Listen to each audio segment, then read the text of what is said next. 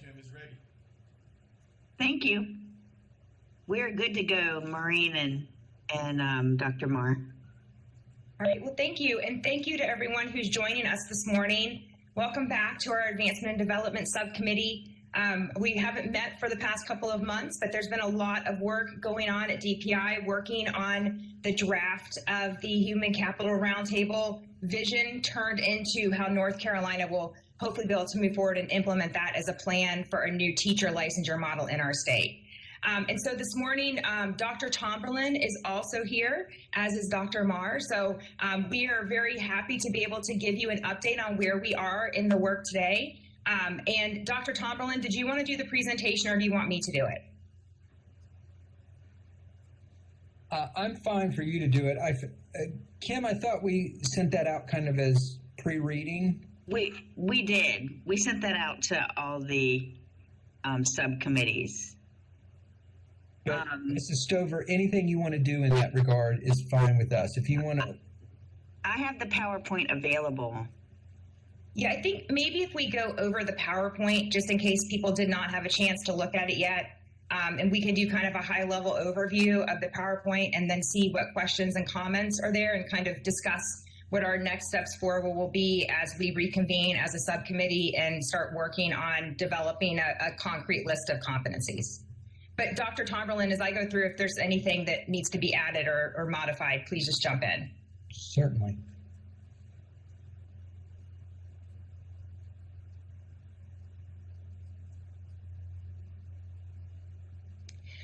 Okay, so what we're going to be talking about today is the North Carolina Pathways to Excellence for Teaching Professionals. And this is the project that we've been working on as a subcommittee for almost a year now, really looking at how do we redefine the way that we are licensing teachers in North Carolina to develop a very robust system that fully supports teachers in their beginning years and gives teachers opportunities for growth as they move forward into their mid-career and then on and later into their career.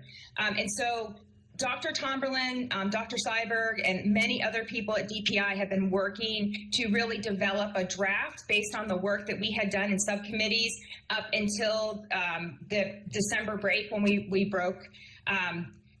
One thing, though, to keep in mind is that this is a draft.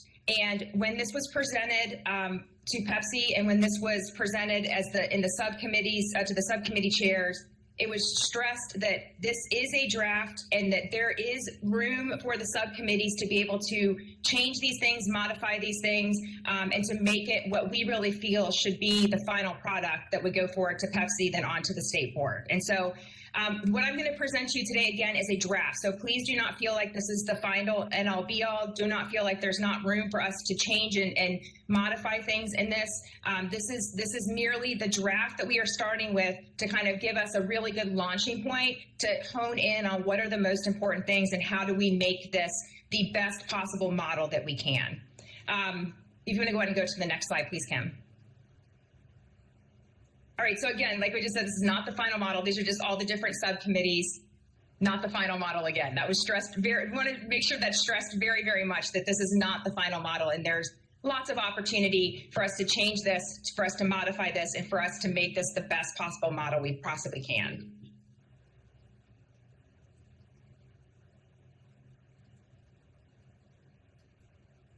Okay, so this is just the timeline of what we've done. We've all been very involved in this as subcommittee members. So we know the beginning parts there, 2019, 2021. What we're really honing in on here is the March 2022. So NCDPI did present this to PEPSC at the March meeting. And in April, we hope to have a sample model to present to the State Board of Education. So again, that would not necessarily be the final model, but that would be a sample model to kind of give DPI or to give the state board a vision of how this may look in our state. Okay, so one of the things that we really want to look at here is how do we support teachers and how do we best educate our kids? Leandro is something that's very important and that educators in our state are very passionate about. And in order to provide that sound basic education to the students in our classrooms, we need to make sure we have the teachers in front of them delivering instruction that are going to be really good at delivering that instruction.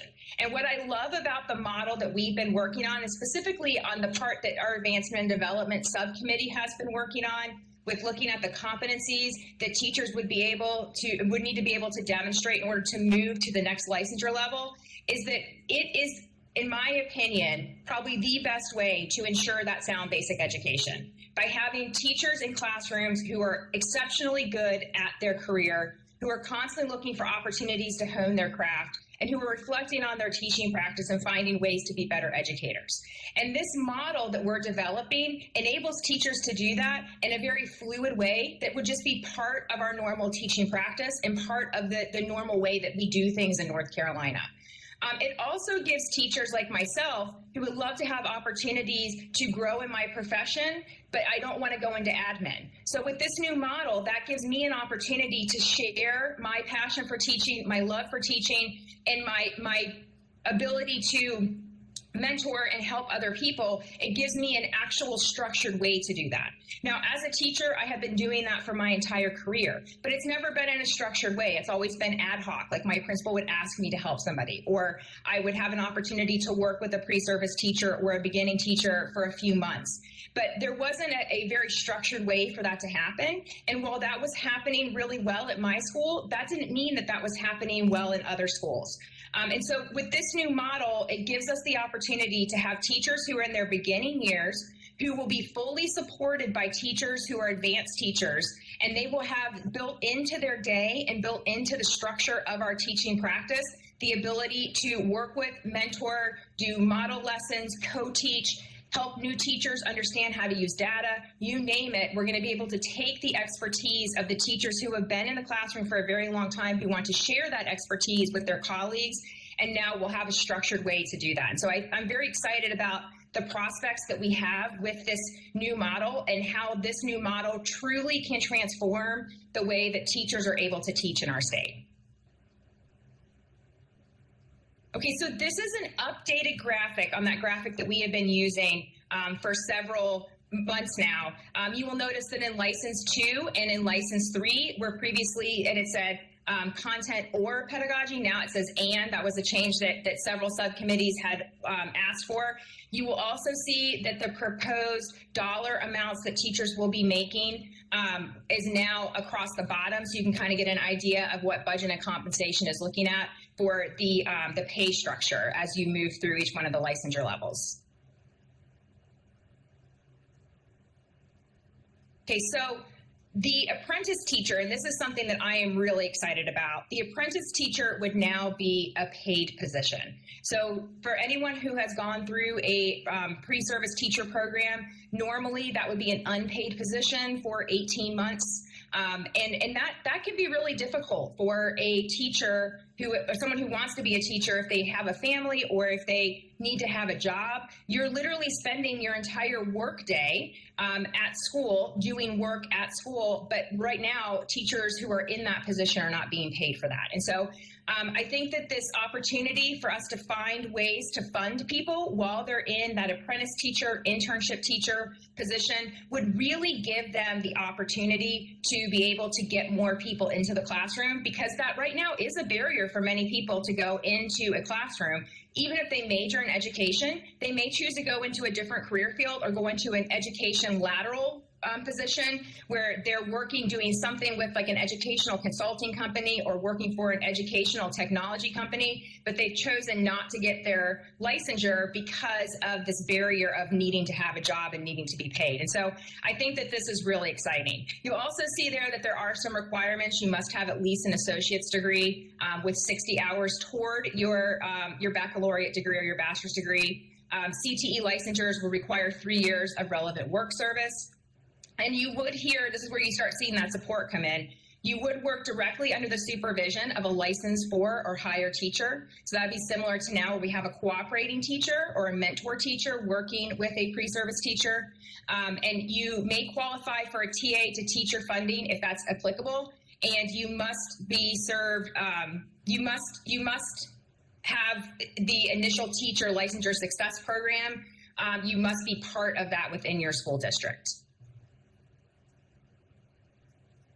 There are going to be some new programs that are going to be launched as part of this. And one of those is what I just mentioned, that initial teacher success program. So the initial teacher success program is going to be an extension or an advancement of what we currently have as the beginning teacher support program. Now, one of the reasons why I am really excited about this goes back to my own experience being a mentor teacher, working with initial licensed teachers or beginning teachers in the Cumberland County. We had a really great, robust program that I think did a really good job of meeting the needs of many of our beginning teachers. But then in other counties, they maybe didn't have that same program. Now with this new licensure model, every one of the 115 LEAs would have this initial teacher success program. And that means that teachers across our state, whether they are living in Cumberland County, whether they're living in Allegheny County, whether they're living in Wake County, would have access to this really great initial success program that would be built out to support our teachers in their beginning years to make sure that they have what they need in order to become successful practitioners. We do know that people that leave the career between years 3 and 5, one of the major reasons why they leave the career is because they feel like they're overwhelmed and they don't feel like they're fully supported in their career. And this initial teacher success program will be one of the steps to help us ensure that we are providing that robust support and like really doing what our beginning teachers need us to do to help them grow in their teaching profession in those critical beginning years, so that they have a really great foundation in their teaching practice that they are then able to build on and then share with colleagues as they become mid-career and later career teachers.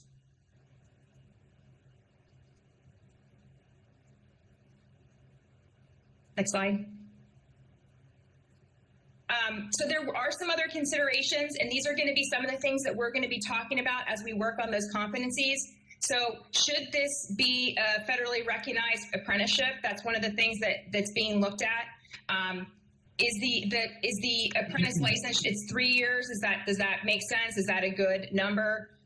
Non-completers may hold the classified TA position in order to complete the requirements for license 1. And I think this is really good too, because this says, life happens. And so if someone's not able to complete this program in the initial time frame, there is an option for them to be a TA, which means we still keep them in a classroom. They are still working on their teaching practice. They are still growing in their professional practice. And we're giving them an opportunity to continue working to become that fully licensed teacher. The contract may not exceed 1 year, and supplements, the supplements, supplements not supplants the TA position. So this would not be taking away from current TA positions. This would be giving an opportunity for potentially there to be more people who would be able to come into that TA to teacher pipeline. And they would still need to do the 16-week internship period. Maureen, this is Yes. Melissa. Can you just clarify? I'm still trying to figure out, other than individuals who are in a IHE program working on becoming a teacher, which is that sort of piece where you reference the, it could be, sorry, could you go back to the last slide quickly?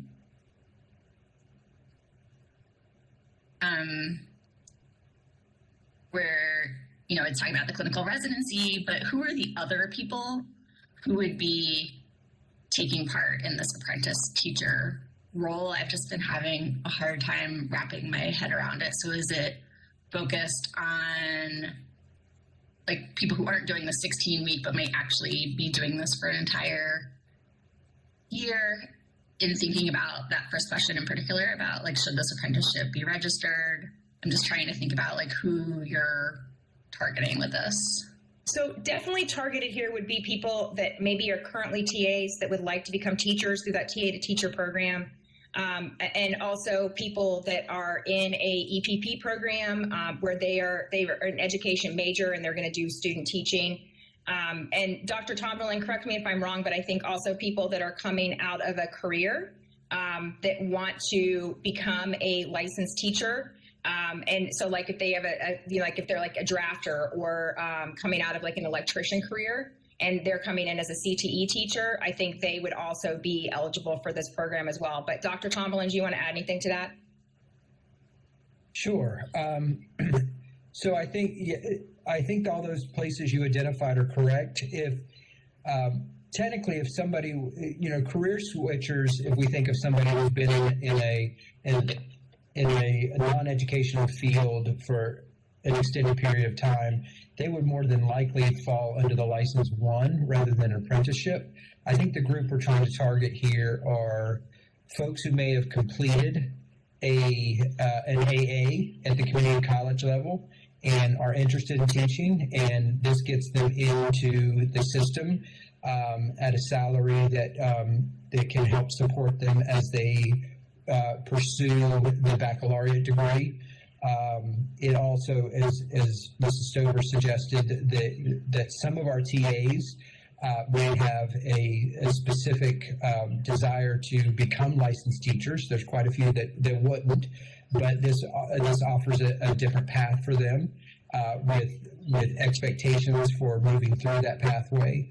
And then you have, as we said, the student teachers for their 18-week student teaching could qualify for this because they would meet all the qualifications. So I think that's the target audience, and in general, creating an earlier entree into the profession than we see with just the completion of the bachelor's degree.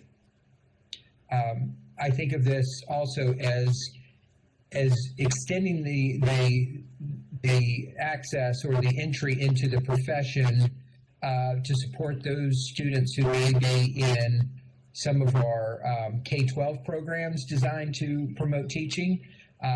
This gets them into the system quicker. Right now, there would be kind of a 4-year lag from when they did that work, and now you've shortened that to a 2-year window to where they can get into that apprentice role and really start having those experiences and entering the profession in a much quicker rate.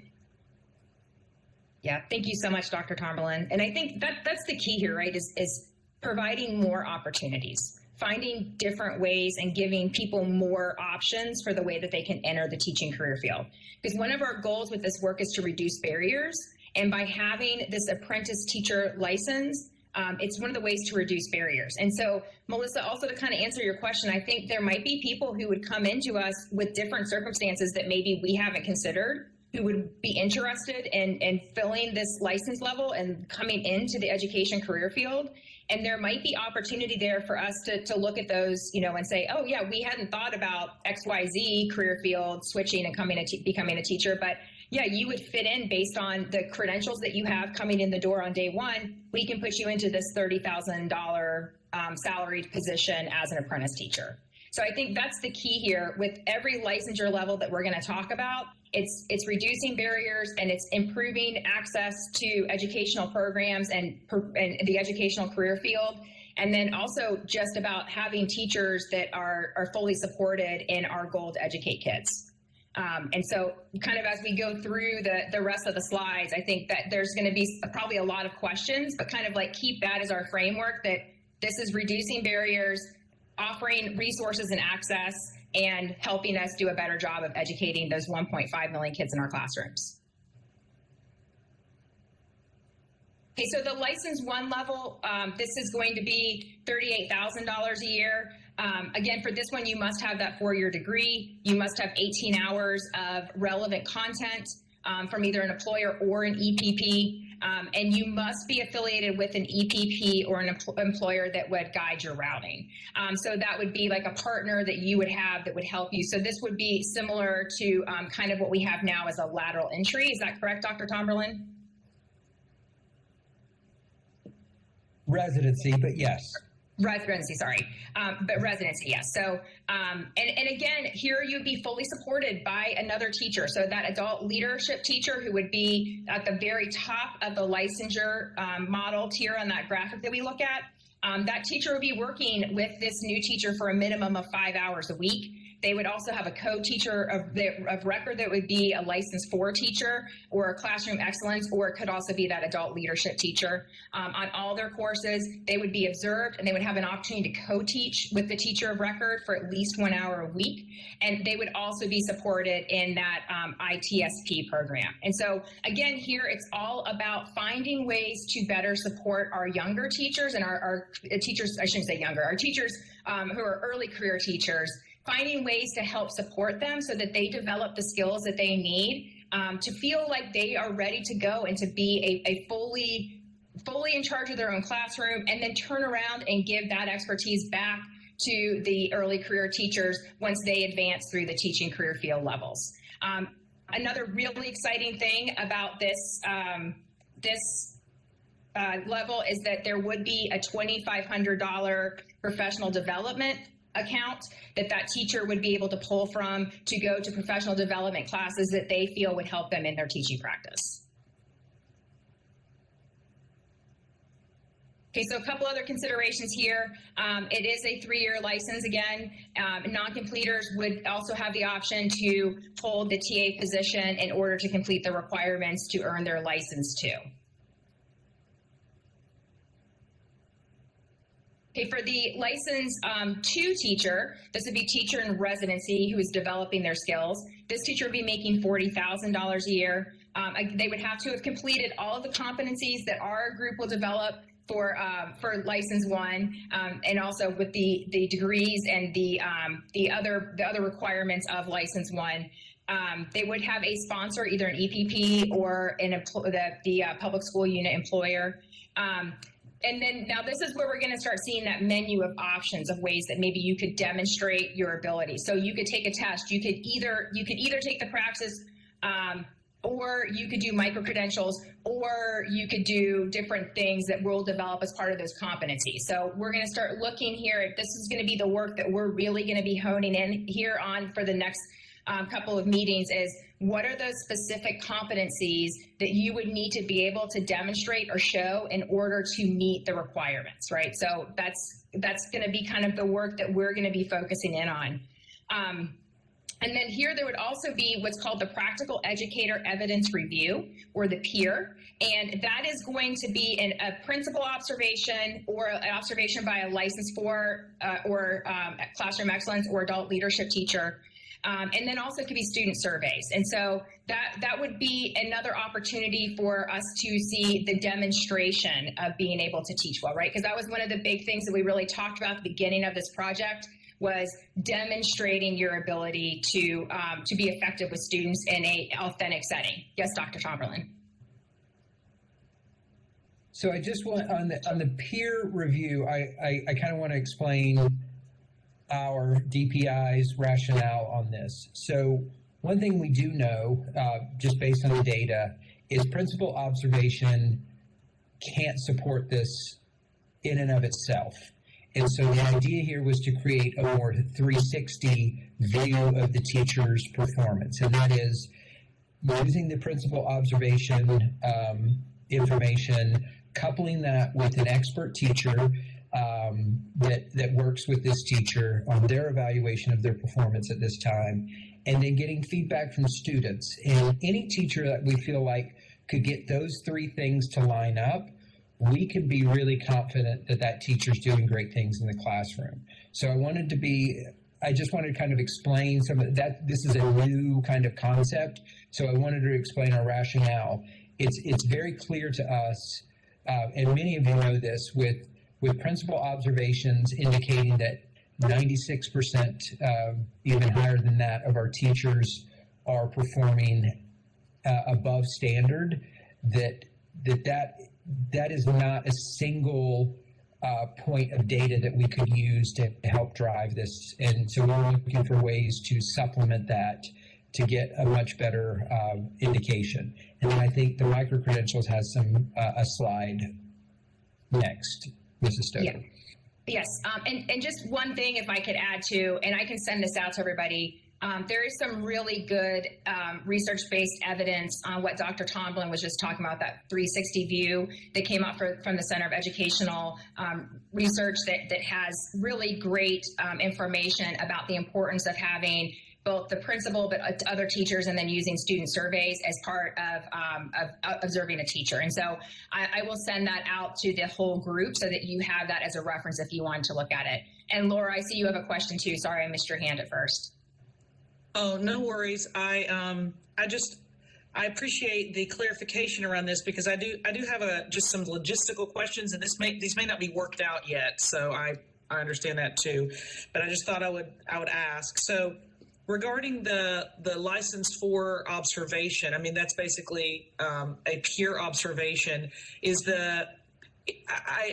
I'm just thinking about previous experiences I've had in P12 with peer review and peer observation, and I'm just trying to wrap my head around is this moving the license for peers into a kind of an employment evaluation lens? I don't know the answer to that. I'm just sort of brainstorming and thinking through it all. And also, what if we don't have, I mean, to your point, I agree. I think that's 3 triangulated data points that could give you a 360 view to, use your terms on the teacher's performance. What if they are not in agreement, right? So when we say complete this, there's a difference between completing it and then completing it successfully. And I know we've got a little, some additional pieces in there to kind of think through that. But I guess I start going to the logistics of, okay, what does it look like to do this peer review? How does that actually impact? What if the principal and the teacher disagree? Is it only if they are both in agreement, which I think puts the license for teacher in an interesting place, right?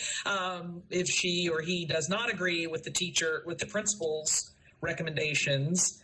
And then also the question around student surveys, if it's a district that's not utilizing student surveys, then does the teacher have the option to seek out their own student surveys? I don't know. I guess I'm starting to, and maybe this is getting into the weeds, but I think when you start talking about making this work, we kind of have to think through some of those logistics. So I didn't know if those had already been things that had come up, or if that hadn't even been really gotten into yet. Yeah, and great questions. And I'm not 100% sure that those have come up. I haven't actually heard those articulated myself, but that doesn't mean that they haven't come up in another meeting that I wasn't part of. What I can say is that, first of all, I think that when this model goes forward, the peer would be part of the model, right? So I don't know that districts would have the option to say we're not using student surveys, because that would be part of the statewide licensure model, would be as part of the peer process, student surveys would be a piece of that. I also know that, what essentially I was working as a level 4 teacher in my previous position. And so in that position, my school did what we called rounds, where we would go on our planning period every couple of weeks and visit other teachers' classrooms and watch how they were teaching. But before we did that, there was some pretty substantial training that we went through to understand, like, what are you looking for? How do you critique someone? How do you give feedback? And so, I think as part of this process, that would be a level 4 teacher who is selected to be doing reviews on another teacher. I think that they definitely would go through some additional training to understand, like, how do you do the review? How do we calibrate your ability to do an observation? What are the things you're looking for? How do you objectively observe someone? And then also, I think a big part of this is remembering that it's not a gotcha, like I'm trying to make a career decision for you. It's a, hey, I noticed these things that you were doing awesome, and maybe I'm able to take those back and incorporate those into my teaching practice because I saw something really cool that you were doing in your room. And then also, I noticed that you struggled with, like, maybe these 2 things. Have you thought about this PD course, or have you thought about watching this video, or do you want to come watch me do that in my classroom next Tuesday, because I am doing a very similar activity, and you can learn from maybe the way that I'm managing that activity in my classroom. So I think, really this isn't so much, it is an opportunity for us to observe people and give them feedback, But I also think it's a really having another classroom teacher who is coming in and doing those observations benefits me as the person doing the observer, because I can learn things that I can take back to my classroom.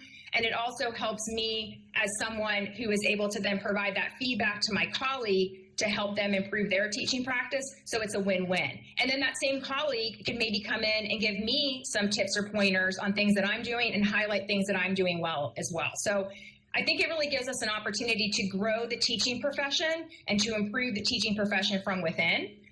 We talk so much about trust teachers. This is an opportunity for us to trust teachers and for teachers to trust each other and to help each other and to do it so that we're developing this really robust career where teachers are working in cooperation and collaboration with each other to improve our teaching practice across the board. Michael. I agree, Maureen. I do think that it is, anytime I think peers can observe one another and talk about that is a great opportunity, right? Like that's awesome.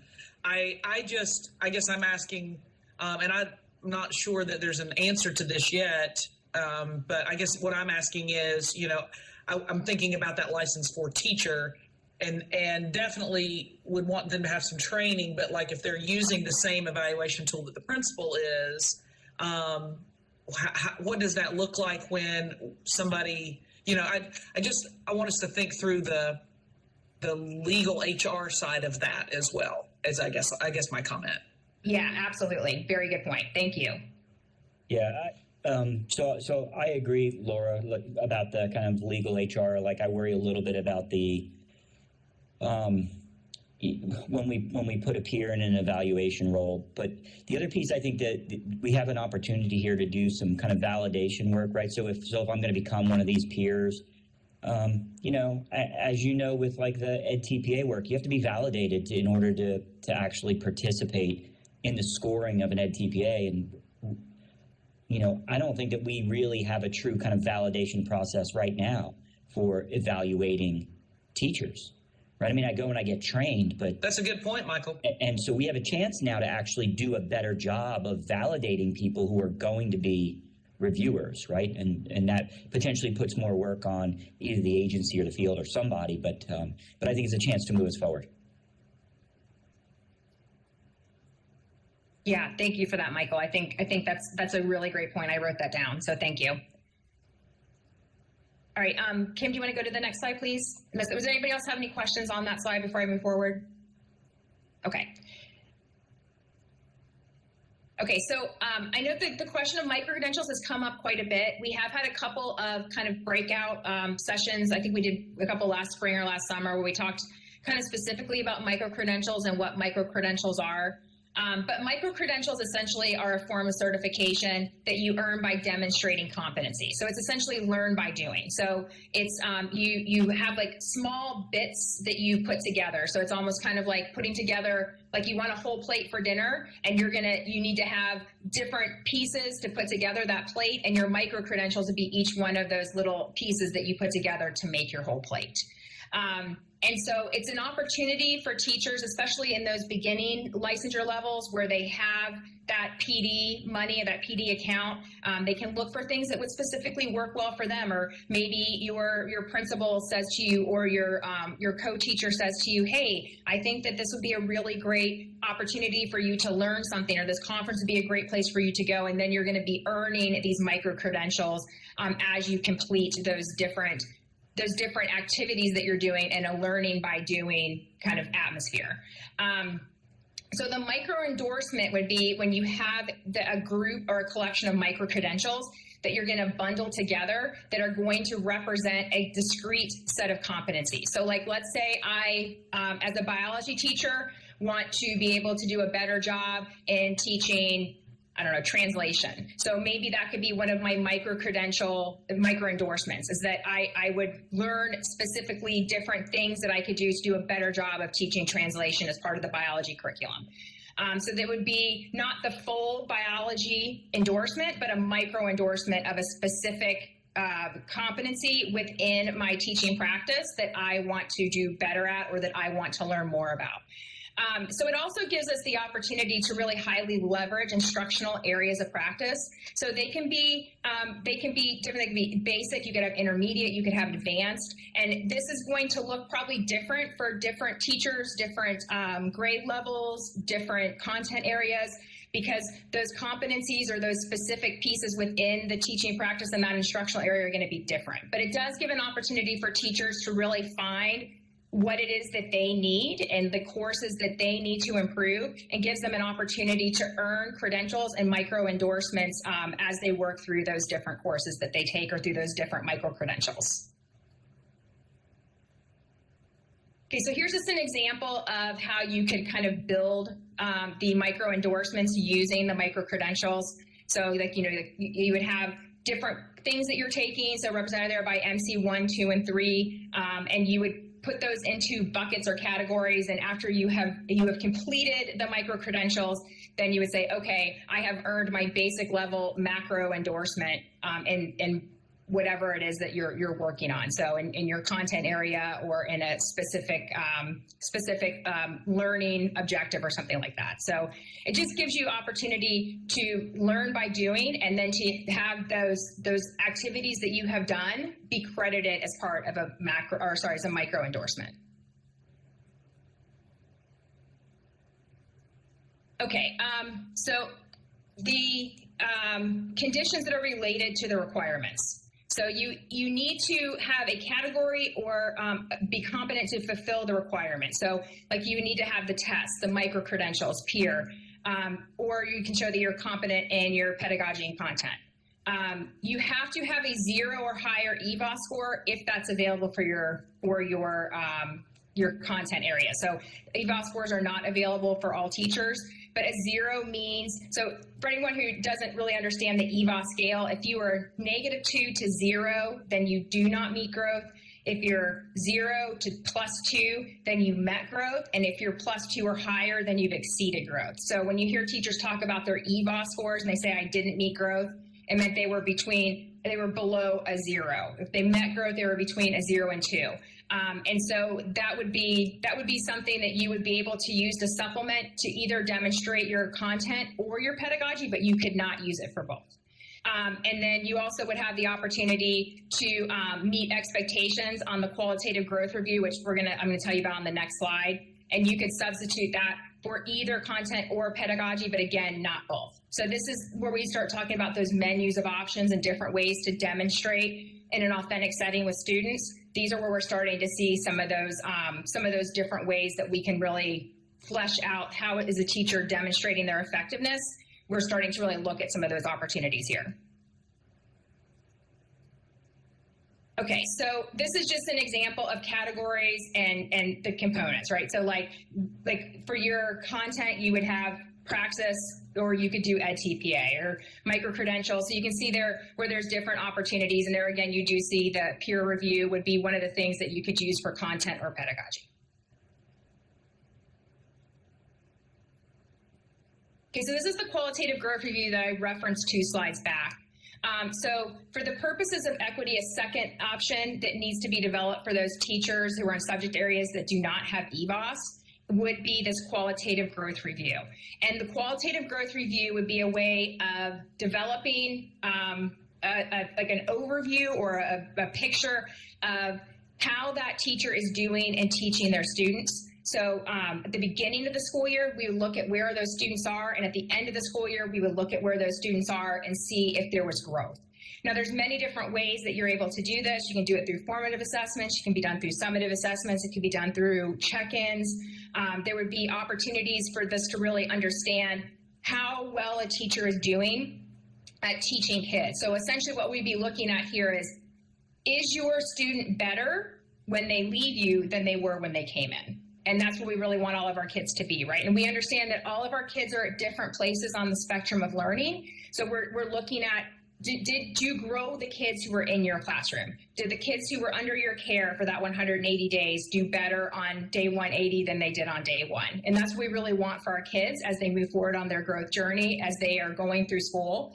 And so this is a way for us to articulate that for teachers who don't get the EVA scores. The other thing I love about this is that essentially EVOS comes from a 65 or 75 question test that kids take on one day. So that's a snapshot of how well they've done that year. And I love that with this qualitative growth review, it gives you really kind of a year-long overview of like, how did that kid do from day 1 to day 180, and looking at how did they grow, and maybe looking at how did they grow in different ways. So it wouldn't necessarily be a multiple choice test. There would be other metrics that we could use and other measurements we could use to demonstrate growth in our students. So, we think about our kids learn in different ways and demonstrate growth in different ways. This would be an opportunity for us to look at our teachers in different ways and look at how teachers demonstrate growth in different ways. So I think that this really is an opportunity for us to kind of redefine the way we look at growth in North Carolina and focus that growth in on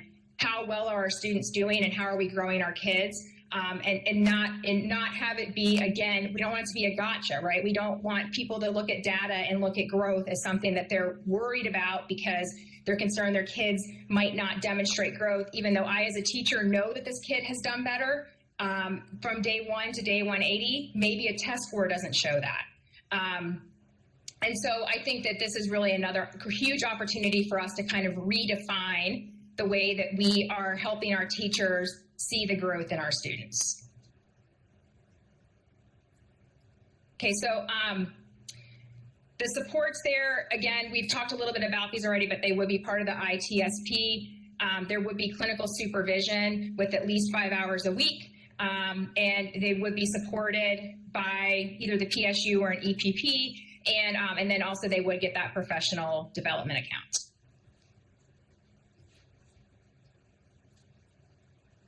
And it would also be a 3-year license. And non-completers would be able to hold the TA position in order to complete.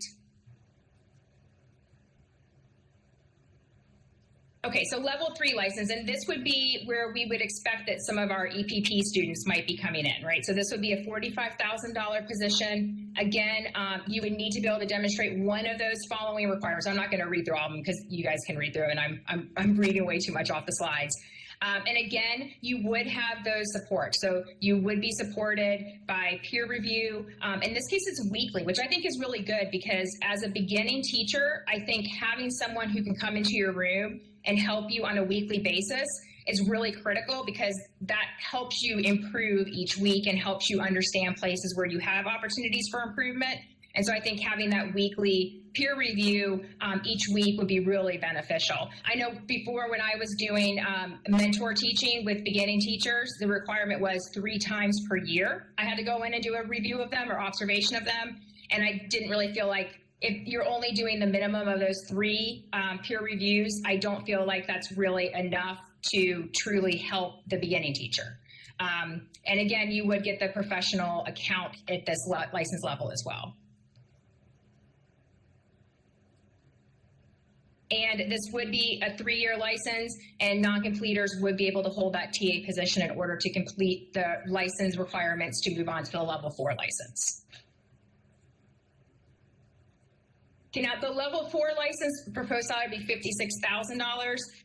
And this license level would be similar to what we currently have as the continuing licensed professional, or what used to be called the SP2 licensed professional. And again, you would have to complete one of the following. So you'd have to demonstrate effectiveness for 3 out of 5 years. Okay, now I think that's really important because we do know that even though sometimes teachers have an excellent teaching practice and they do all the things to help their kids grow, and they're incredible educators and they're differentiating for each one of their students, and they're finding all the places where students need help, and they're using data-driven instruction, that for whatever reason, some years that just doesn't hit. And so by requiring teachers to demonstrate growth every 3 out of 5 years, that gives room in case there's one of those blip years where things don't quite hit, or where for whatever reason, the kids did not demonstrate growth across the board in your classroom. And so to demonstrate growth, you would be able to use either EVOS scores if that's an option for you, or you could also use that qualitative growth review that we discussed a few slides back. And then there would also be the option there of the practical educator evidence review, or the peer that we've discussed.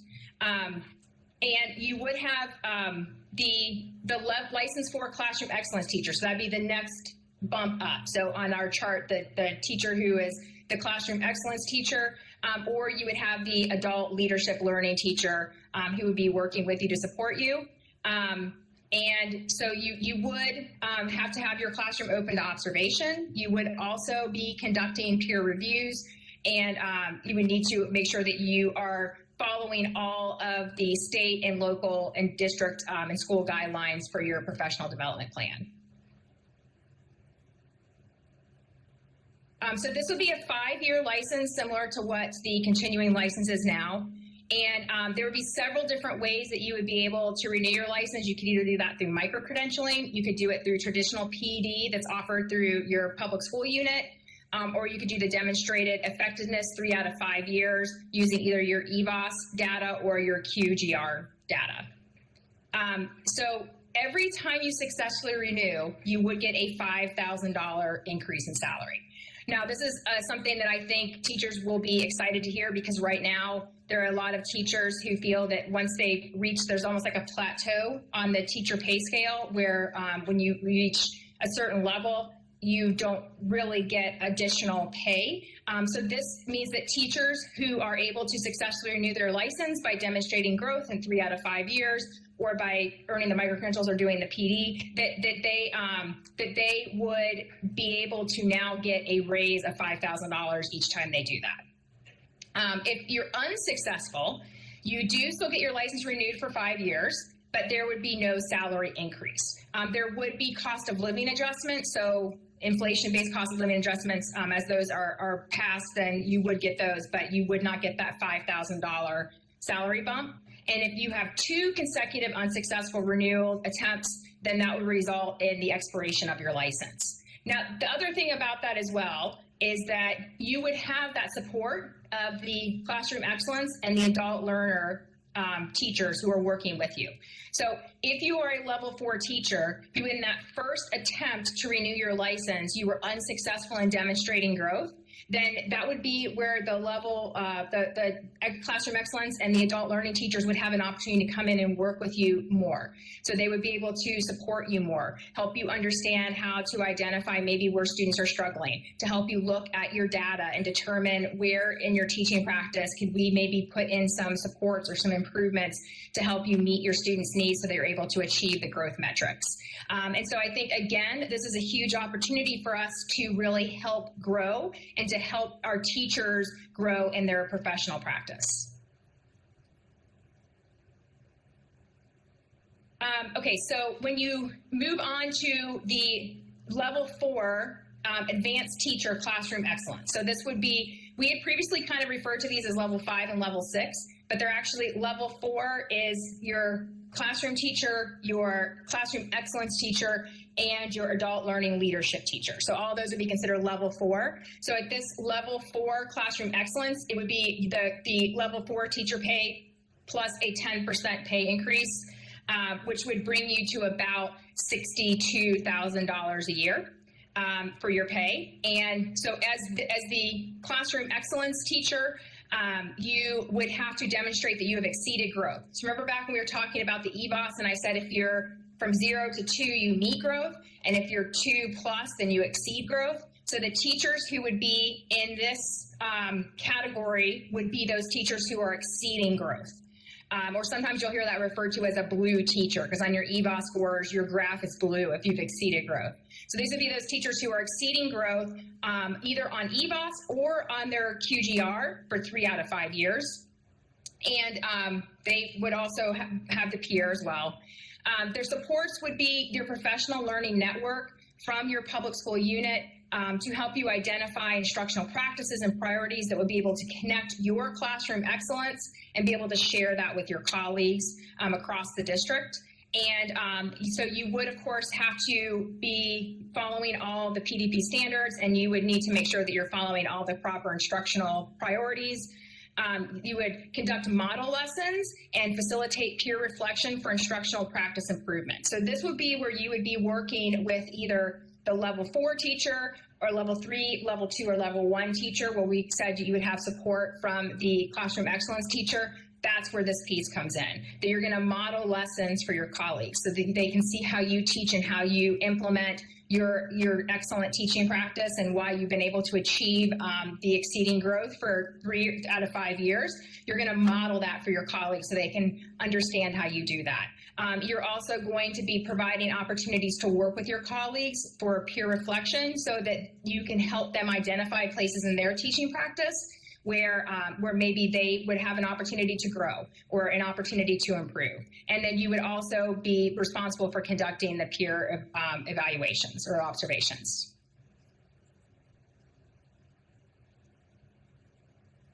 Okay, so for the other considerations, there will obviously need to be requirements for you to maintain this license. So one could be that you meet all the requirements, but that you have not met that advanced designation. There could also be there could be people that maybe have chosen to not move on to that adult learner because they don't want to do that. They would prefer to stay in the level 4 classroom excellence teacher. So you would need to maintain your ability to continue to demonstrate the growth, exceeding growth 3 out of 5 years. But it is, if you see there, it does say the PSU does have the discretion to remove the level 4 classroom excellence or level 4 advanced learner or adult learner as a matter of employment. This decision, however, does not have an impact on the license. And so I think that's going to be something that we really need to kind of talk about, like, what does that mean and how does that look?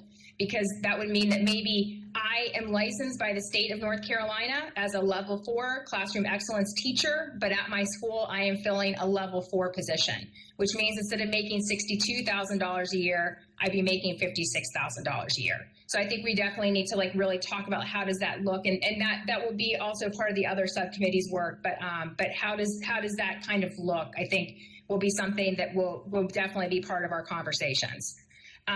And the salary differential only comes with employment in that role. So if you are licensed as a level 4 classroom excellence teacher, but you are currently filling a level 4 classroom teacher position, then you do not get that 10% salary increase. Okay, and then the final level is going to be the level 4 advanced teacher or adult leadership teacher. And for this, you do need to exceed growth. You also have the peer, and you need to have successfully completed micro endorsements on adult leadership. So you would have to be able to demonstrate that you not only have the ability to be a teacher leader, but you have actually been trained to be a teacher leader.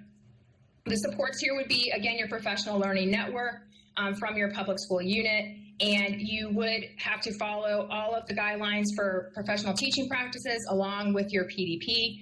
And then you would need to provide coaching and leadership to facilitate peer reflection and instructional practice improvement. So this is going to be a step above what your classroom excellence teacher was doing. So in this case, you're not just going to be modeling lessons for your colleagues. You're going to be actually going into their classrooms and working with them to coach them, working with them during their planning periods, being one of the leaders on PLCs. So this would be a bigger step in being a leader, a bigger step in really helping the other teachers in your school and in your district improve their teaching practice.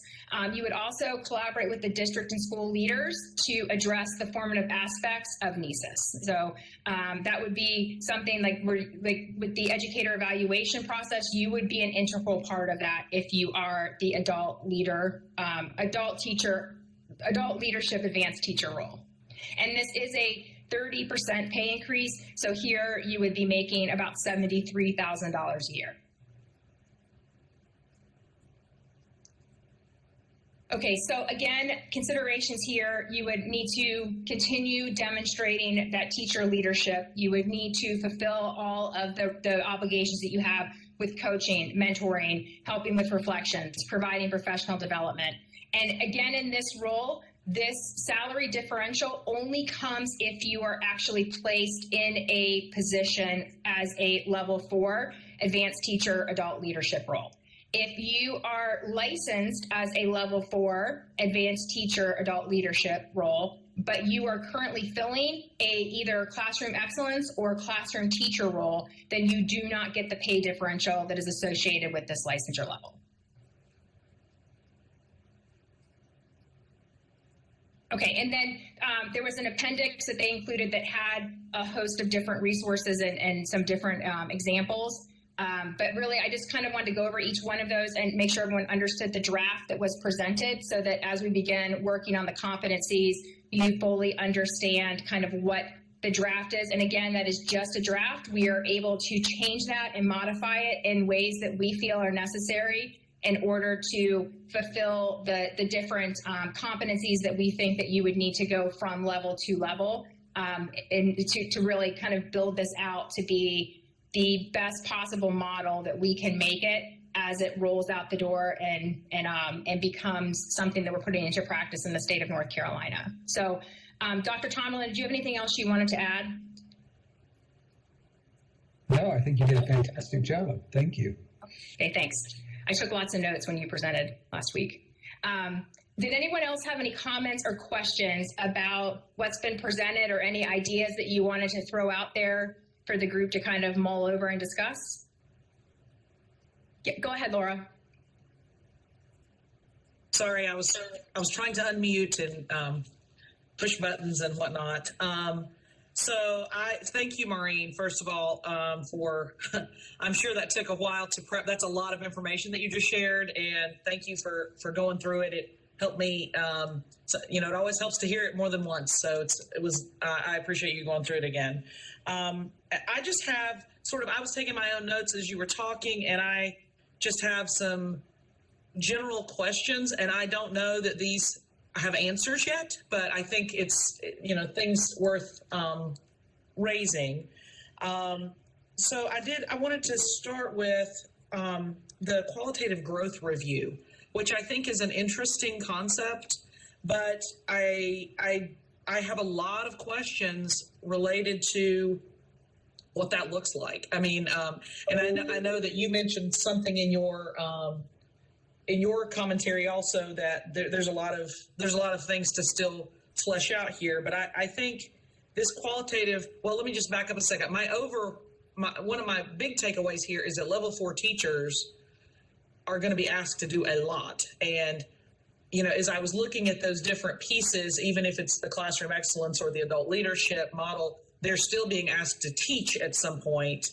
I wanted to kind of confirm all that as well. But this qualitative growth review, I think there's a lot of questions I have around training and reliability and what's responsible for this. You know, I don't want to date myself because I can remember when I was in my 20s and I used to hear people say, you know, I can remember the days when, and I'm about to play that card right now. But I do think this sounds to me, it echoes of the old PBL licensure process that we used to have back in the day, where the state asked beginning teachers to create portfolios, which included qualitative pieces and reflections about their growth performance, because there were no standardized test data that could be used to do that.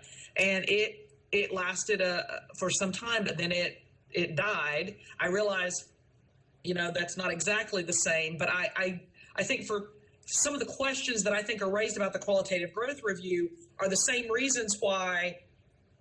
of the same reasons why that did not work several years ago when we had a similar approach. So I have a lot of reservations and concerns and worry about, especially, you know, from the public school side. It feels like the folks I talk to are really overwhelmed as it is. And so there's a lot of pieces here that feel like they're addition and not synthesis. And that was one that I had a real concern with. The other was related to micro-credentials. And again, I know this has been raised in some of the other documents, and I know you all are aware that I was one of the authors that helped to craft from the NCACTE proposal around questioning the use of micro-credentials with initial licensure programs. And I just go back to, it reminds me of some of the RALC pieces that we had of, you know, you have all these different options, but there's no consistent, cohesive presentation. It's more like, you pick and choose what you want to do. And I'm all for flexibility, but I think there is some rigor and some consistency and some quality issues that get raised, as well as the monitoring parts. So I don't want to be the only one to speak here, but those are the level of responsibility on the level 4 teachers. Well, I love the idea of teacher leadership, but that seems to be like there's a lot that we're asking teachers to do to hit those marks and get those pay increases. And then the pieces that seem to be a little more, for lack of a better word, squishy, on the growth review and the micro credentials, I just have some real concerns with. Yeah, great points, and thank you so much for bringing both of those up. So I'm going to take the one about the qualitative growth review first. And you're right. It does appear that you're asking the level 4 teachers to do a lot, but having been someone who has been a teacher in public ed for the past 15 years, I can tell you the teachers are already doing that. They're just not being compensated for it right now. So you do have teachers in your school who are already filling those roles, essentially, of what looks like the classroom excellence teacher and the adult leadership teacher. But right now they're trying to do that along with a full course load, and also trying to find small places to slip in opportunities to help their colleagues or to provide professional development at their school. They're not being compensated for that additional work that they're doing, and they also aren't given time during their contract hours to be able to do that additional work. So this new model gives the opportunity for those teachers who are filling those roles, and the future teachers who will fill those roles as classroom excellence teachers and as the adult leadership teachers, to really have an opportunity to have that built into their school day and have it be formalized. So, one of my things as a mentor teacher, unfortunately, my planning never worked with my mentee teacher. And so while that did mean that I was able to go in and observe her and give her some feedback, it also meant that in order for me to be able to actually sit down and talk to her, I had to ask her to either come in before at school or stay after school with me, because there was no time during the day when we had that time built in where I was able to go in and work with her. In a model like this, I would now have had the opportunity during the school day to not only observe her, but to also give her that feedback in a timely manner where I wasn't asking her to stay before or after school. And so that's just one small example of where I think, although you are asking teachers to do a lot, there are already teachers who are doing a lot, and they don't really have the time dedicated, nor are they being compensated.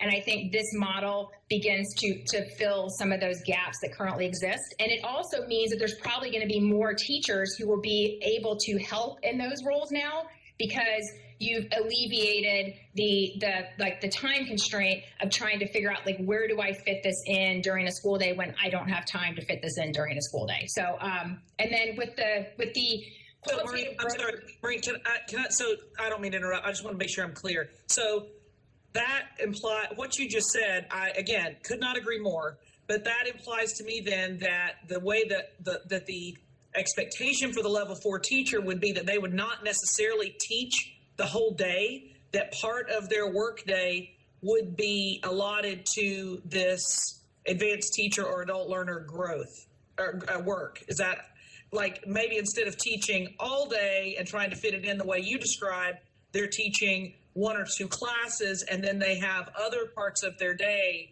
that are devoted to these leadership pieces. Is that an accurate understanding? Because I think that's the part that hasn't been fleshed out for me yet. That's my understanding, but I'm going to throw that to Dr. Tomberlin or Dr. Maher to actually answer that, to make sure I don't goof that up.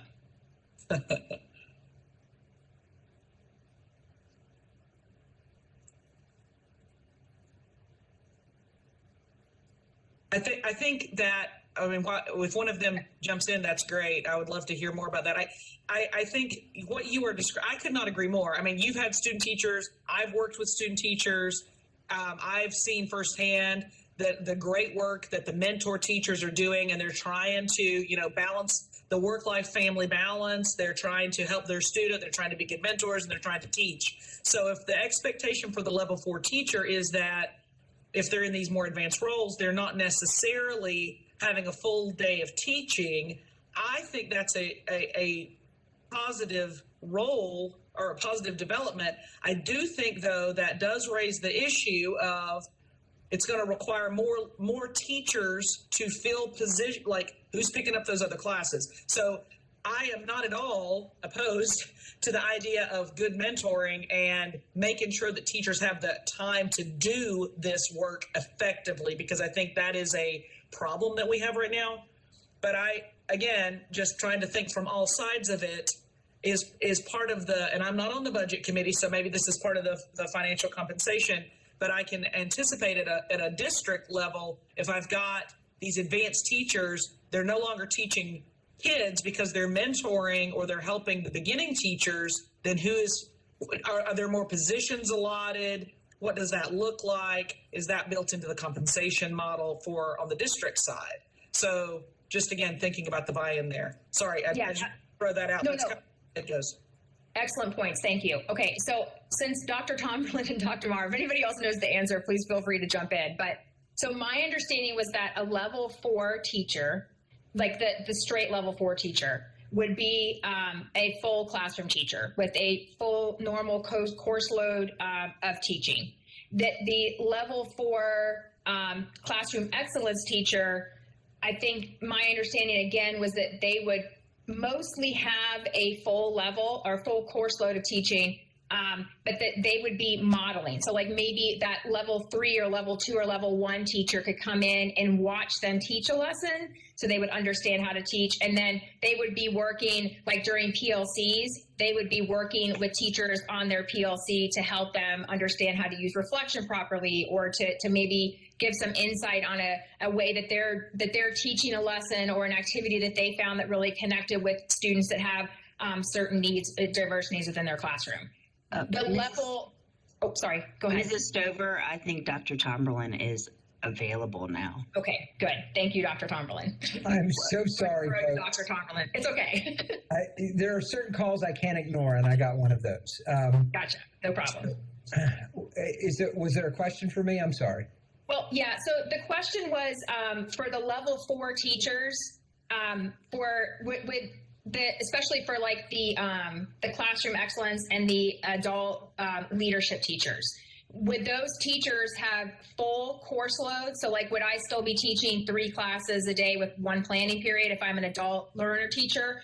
Or would my course load be dropped back so that I'd have time built into my day to be able to work with other teachers in my building?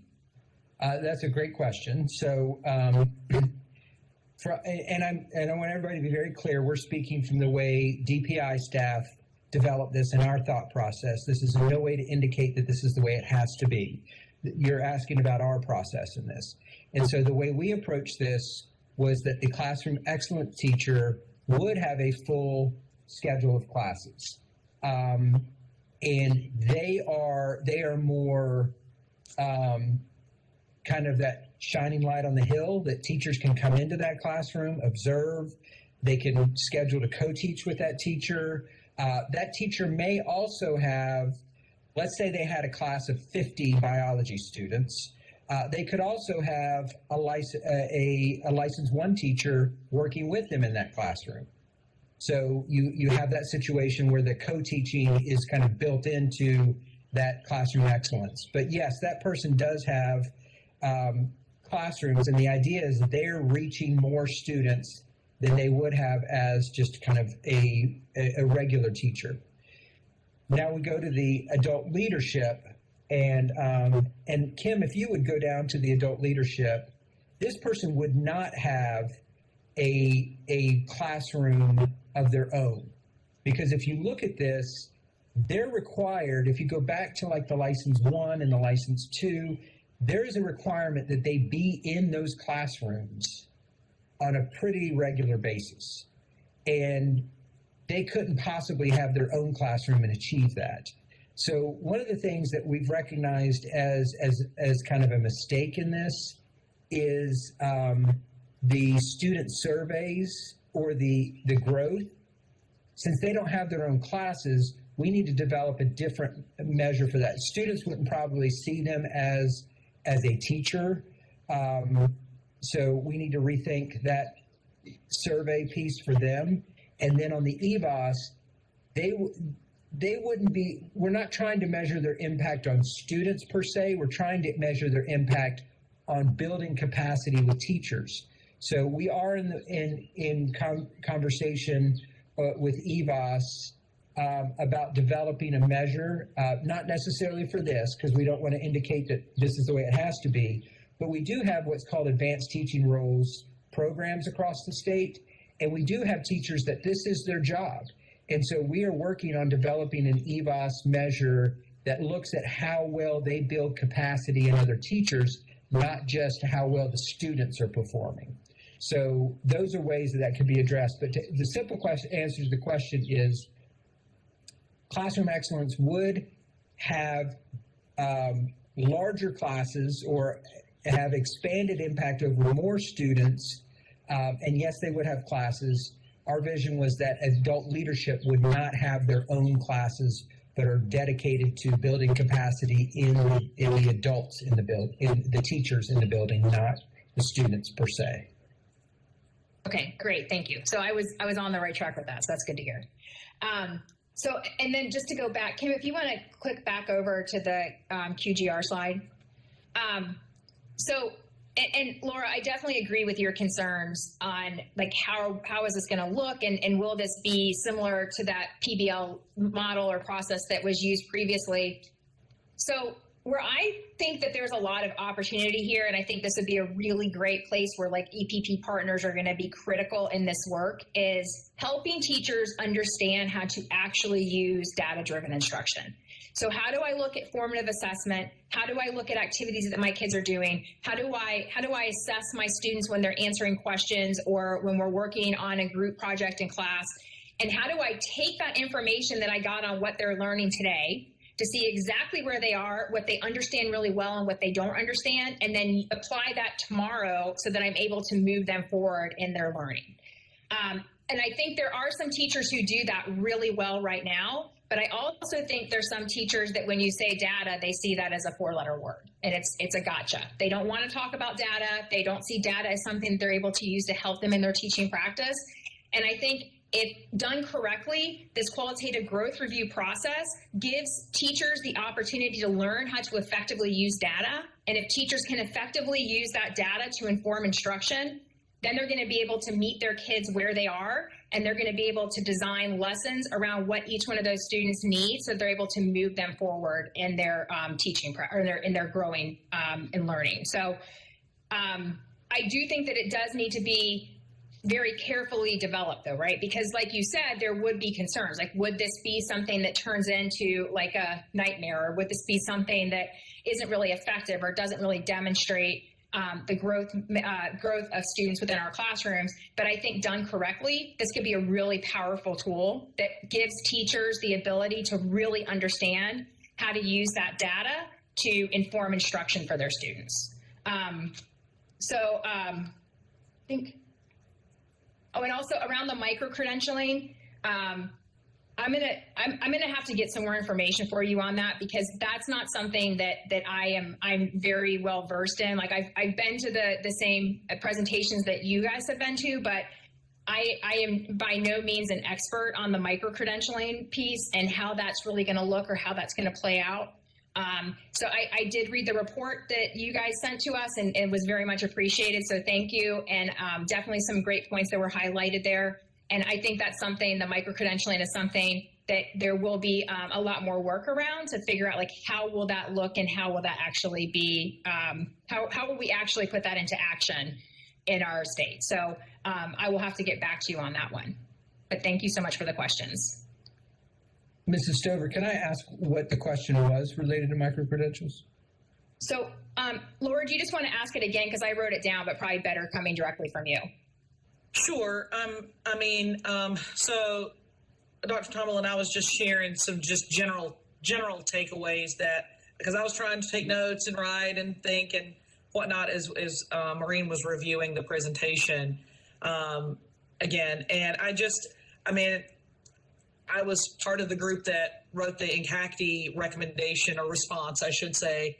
And I continue to have questions around the micro-credentialing piece, around the rigor and the consistency, the monitoring, who's keeping up with this. I feel like I work a lot with, I've continually worked with a lot of schools and keep my contacts up with my North Carolina partners and my variety of my roles. And I think that there's a lot of questions around how are we monitoring and how's this all going to be monitored and who's keeping up with all this. And I had made the comment around, it reminds me a little bit of RALC, where we could, sort of pick and choose things, but there was no cohesive program that was more of a, there was this menu of options.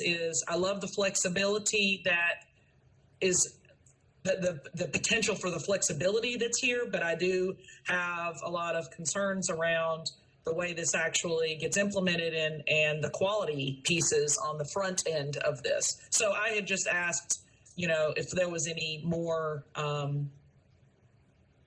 thought or whatnot on that beyond what we've already heard in previous presentations. Yeah, so a couple things on that, Mrs. Stover, if you don't mind. Yes, please go ahead. So one, the state is currently working with DigiLearn to develop standards for what a microcredential is. So that's directly addressing the question around quality control around these things. So will there be this kind of environment where everybody gets to decide this is a microcredential?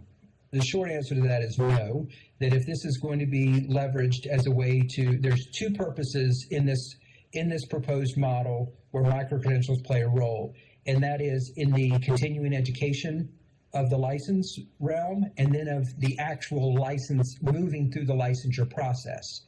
The former would be much more open to districts and or any entity developing a system of microcredentials, and the standard there would be, does it meet the state level requirements related to microcredentials? Then the other question is, for licensure advancement, you'd have to have a defined set of microcredentials because that has to be the same for everyone. You can't have microcredentials for licensure in Brunswick County and a different set in Buncombe County because the license is a state license. So there we would, but in all cases, they would have to meet the state's requirements, and those are being developed now, for what constitutes a valid microcredential. Then on the second piece of this is who monitors this? And that's an easy question. That's DPI. We currently monitor the relationship between our licensure exams and effectiveness of teachers. And this just gives us other metrics to look into. So we would continue to do that kind of monitoring as we would do with the peer review process if that's implemented.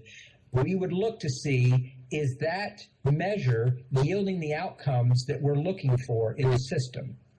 And so that would continue, that would just be additional ways to look at those relationships. And then finally, the last point, well, I don't know the order, but the last point I want to address is something that came up in the subcommittee earlier this week. Microcredentials are not being presented here and anywhere in this model as a program. They are an evidence of effectiveness or of competency, just like we're proposing for the licensure exams. The licensure exams, the content and the pedagogy exams are what we're using as a proxy for competency. And when teachers meet those, we say, we're confident that you have the competency to hold the license. When a teacher meets those microcredentials, we're saying the same thing. It is not saying that it is a program or it is a preparation. It's meant to substitute for preparation. It is simply the ways you can demonstrate post-preparation that you hold the competencies needed to to be an effective classroom teacher, and the same thing with a peer. So I think the helpful thing in there is they are being positioned here as a demonstration, much like the licensure exam. Somehow the message has gotten around that they are substituting for an educator prep program. And I'm not sure where that came from, but I'm glad to be able to clarify the position in this model and how they're being used. If the will of this group is that they do function as a preparation program, then you would need to write that into your proposed changes. So, Dr. Tomberlin, I was writing quickly and I'm processing, and I do want to, for those of you who have not read that document that we're referring to from INCACTI, we are supportive of what we would call the appropriate use of micro-credentials. I'm still trying to process this new purpose around the moving through the licensure piece. I think that's where we continue to have questions, and so I do appreciate that you are helping to clarify that, because even just hearing folks talk about it, that does help. I will just be perfectly transparent, because Dr. Tomberlin knows that I'm so anxious to hold back my opinions. I hope you hear that with the smile in my voice when I say that. After we've had several years of meetings and whatnot, but I will say that when I hear that the state is working with a micro-credentialing company to develop the standards for micro-credentials, that does raise a couple of questions for me.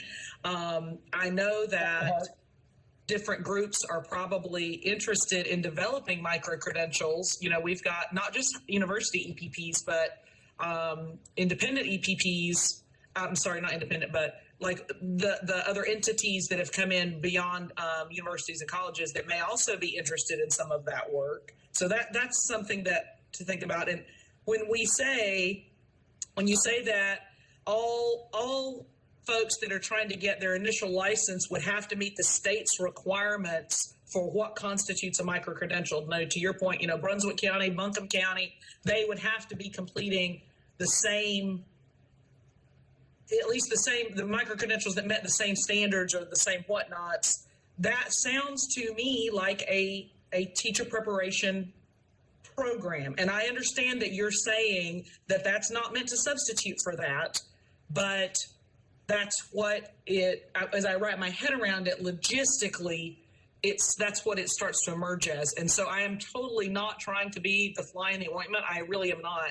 But I don't want this to become some default that doesn't get us where we want to be. And so that's why I think we keep kind of pushing and digging. And it may be that we're just not there yet to have those in-depth conversations. But if we don't raise the last thing we want is we don't want anybody to come back at the end of this and say, hey, you had a chance to speak up and you didn't. So that's why I share these things when I'm presented the opportunity, and I appreciate that. So that's kind of where the thinking goes, and maybe it's an offline conversation with a little more in depth to explore that a little more.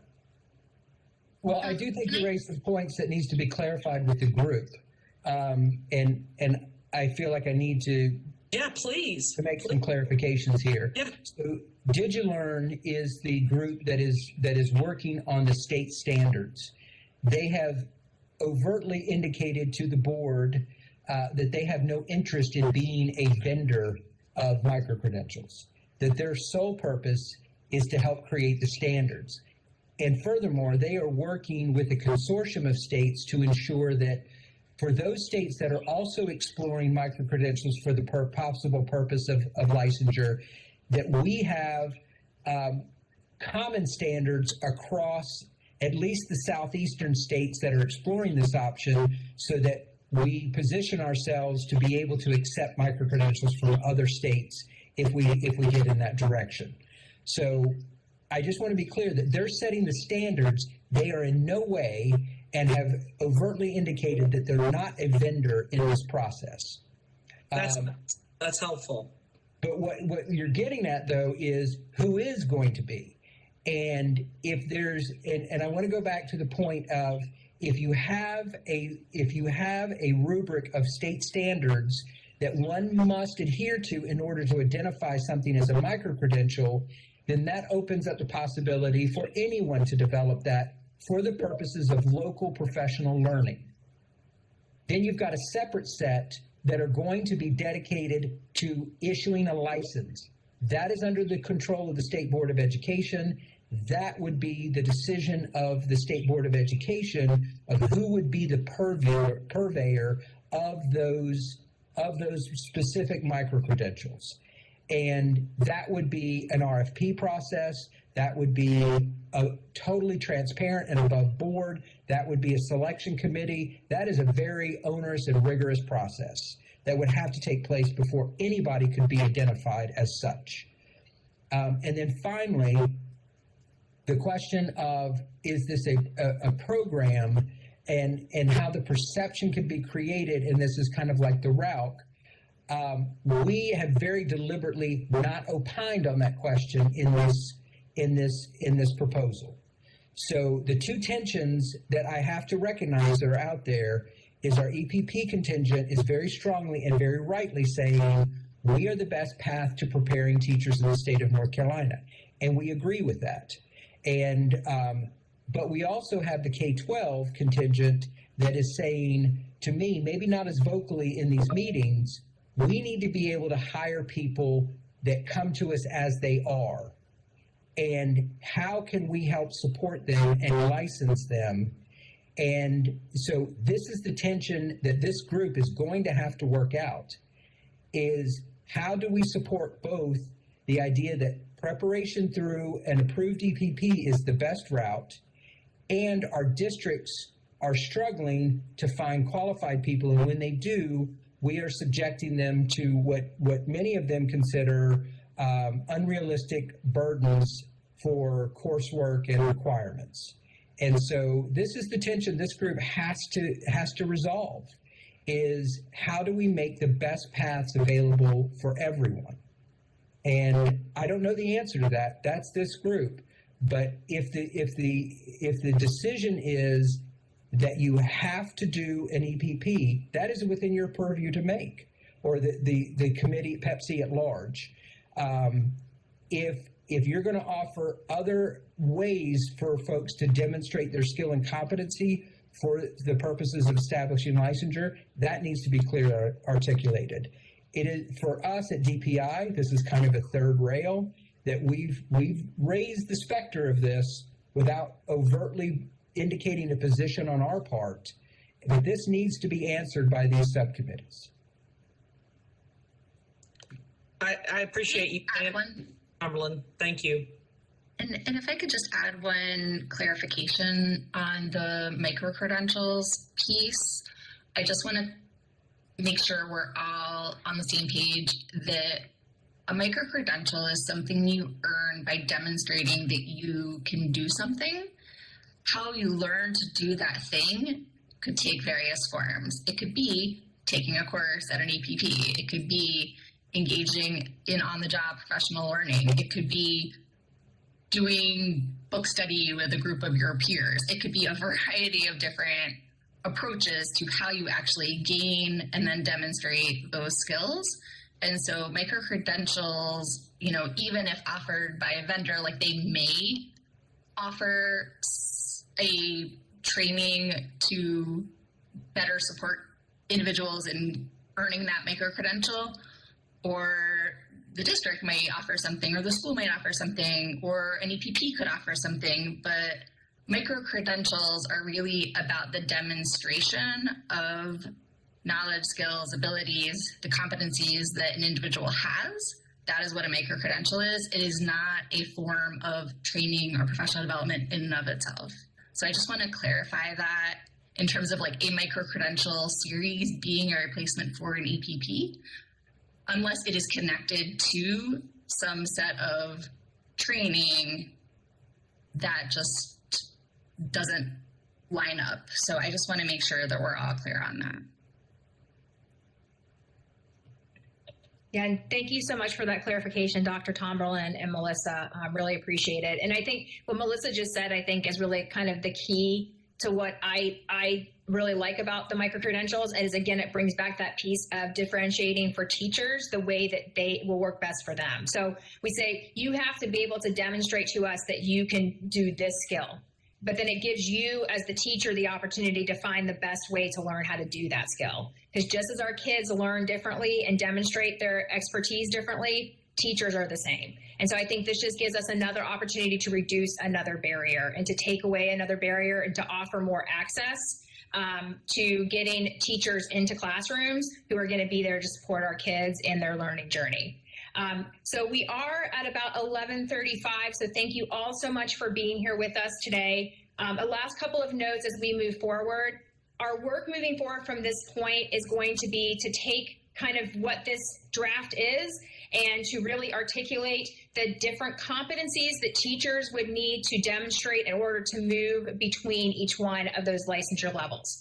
And we've already done substantial work on that. Everyone does have access to the Google documents that we have already developed as part of our subcommittee work. I will send out the links to those again. That way, in case they're at the bottom of your inbox, you'll be able to find them easily. And then also really kind of articulating and honing in on what are the skills that need to happen. And one of the things I think that would really help us in framing that work is if we begin to think about what are the core competencies that you would need to demonstrate from level 1 to adult learner, and then determining what are each one of the individual pieces at each one of those licensure levels based on the requirements and based on the responsibilities that you have in each of those licensure levels.